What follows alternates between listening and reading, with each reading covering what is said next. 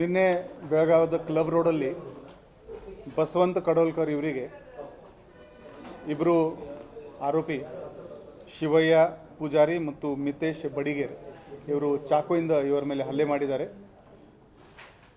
ತಕ್ಷಣವೇ ಅಲ್ಲಿ ಇರೋದು ಜನ ಇವರಿಗೆ ಹಾಸ್ಪಿಟಲ್ಗೆ ಶಿಫ್ಟ್ ಮಾಡಿದ್ದಾರೆ.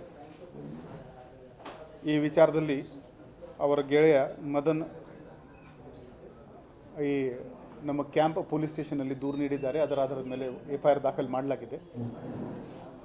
FIRನಲ್ಲಿ 4 ಆರೋಪಿದು ಹೆಸರು ನೀಡಲಾಗಿದೆ. ಈ ಶಿವಯ್ಯ, ಮಿತೇಶ್, ಮೋನಪ್ಪ ಪಾಟೀಲ್ ಮತ್ತು ಸಂಪತ್ ಕಡೋಲ್ಕರ್. ಈ 4 ಆರೋಪಿಗಳಲ್ಲಿ ಎಲ್ಲ 4 ಈಗ ಪೊಲೀಸರು ಸಿಕ್ಯೂರ್ ಮಾಡಿದ್ದಾರೆ. ಮಿತೇಶ್ ಬಡಿಗೇರ್ ಇವನು ಅಟ್ಯಾಕ್ ಮಾಡುವಾಗ ಇವನಿಗೇ ಆ ಚಾಕುವಿಂದ ಗಾಯ ಆಗಿದೆ. ಅವನು ಒಂದು ಹಾಸ್ಪಿಟಲ್ನಲ್ಲಿ ಅಡ್ಮಿಟ್ ಇದ್ದಾನೆ. ನಮ್ಮ ಪೊಲೀಸ್ ಗಾರ್ಡಲ್ಲಿ ಪ್ರೆಸೆಂಟ್ ಇದ್ದಾರೆ.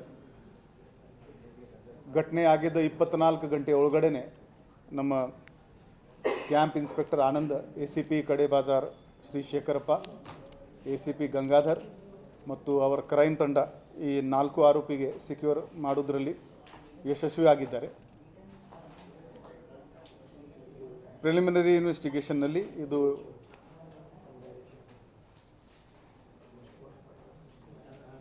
ಒಂದು ಇಂಟ್ರೋಗೇಷನ್ ಮಾಡ್ತಾ ಇದ್ದಾರೆ. ಈಗ ನಾವು ಈ ಆರೋಪಿಗಳಿಗೆ ಕೋರ್ಟ್ ಮುಂದೆ ಪ್ರೊಡ್ಯೂಸ್ ಮಾಡಿಕೊಂಡು ಅವ್ರ ಪೊಲೀಸ್ ಕಸ್ಟಡಿ ತಗೋತೀವಿ ಮತ್ತು ಯಾವ ಕಾರಣಕ್ಕಾಗಿ ಆಗಿದೆ ಇದರ ಬಗ್ಗೆ ಒಂದು ಡೀಟೇಲ್ ವಿಚಾರಣೆ ಮಾಡಿಕೊಂಡು ಮುಂದಿನ ತನಿಖೆ ಮಾಡ್ತೀವಿ.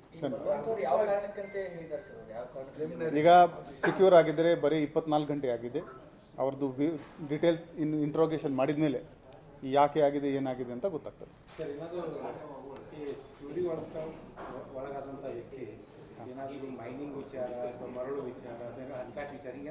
ಈಗ ಪೊಲೀಸ್ ಕಸ್ಟಡಿ ತಗೊಂಡು ಎಲ್ಲ ಇಂಟ್ರೋಗೇಷನ್ ಮಾಡಿಕೊಂಡು ನಾನು ಒಂದು ಪ್ರಿಮ್ಯಾಚ್ಯೂರ್ ಕಮೆಂಟ್ ನನಗೆ ಕೊಡೋಕ್ಕೆ ಇಷ್ಟ ಇಲ್ಲ.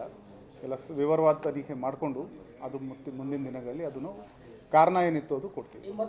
ಇವೆಲ್ಲ ಪರಿಚಯ ಎಲ್ಲರದ್ದು ಪರಿಚಯ ಇದೆ. They know each other. ಅದು ಏನು ಅದರ ಬಗ್ಗೆ ಏನು ಡೌಟ್ ಇಲ್ಲ. ಅದು ಈಗ ಇಂಟ್ರೋಗೇಷನಲ್ಲಿ ಎಲ್ಲ ಗೊತ್ತಾಗ್ತದೆ. ಧನ್ಯವಾದಗಳು.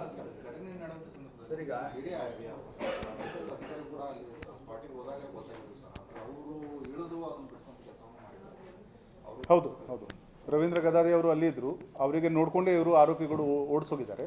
ಇಲ್ಲಾಂದರೆ ಇನ್ನೂ ಗಾಯಗಳು ಜಾಸ್ತಿ ಆಗೋದು ಸಾಧ್ಯತೆ ಇತ್ತು. ಈಗ ನಿನ್ನೆ ಇಂಜರ್ಡ್ ಆದವನೇ ಒಂದು ಮೀಡಿಯಾಕ್ಕೆ ಸ್ಟೇಟ್ಮೆಂಟ್ ಮಾಡಿದ್ದಾನೆ. ಇದು ಇಲ್ಲಿಗಲ್ ಮೈನಿಂಗ್ನ ಕಾರಣ ಅಂತ ಹೇಳಿಕೆ ಕೊಟ್ಟಿದ್ದಾನೆ. ಎಲ್ಲ ಆ್ಯಂಗಲಿಂದ ನಾವು ತನಿಖೆ ಮಾಡ್ತೀವಿ. ಅದರಲ್ಲಿ ಏನು ಆ್ಯಕ್ಚುಲಿ ಕಾರಣ ಇದೆ. ಈಗ ನಾವು ವಿಕ್ಟಿಮ್ಗೆ ಕೂಡ ಜಾಸ್ತಿ ಮಾತಾಡಿಲ್ಲ. ಅವ್ರ ಪರಿಸ್ಥಿತಿ ಸೀರಿಯಸ್ ಇದೆ. ಈ ಆರೋಪಿಗಳಿಗೆ ಕೂಡ ಪೊಲೀಸ್ ಕಸ್ಟಡಿ ತಗೊಂಡು ಇಂಟ್ರೋಗೇಷನ್ ಮಾಡಬೇಕು.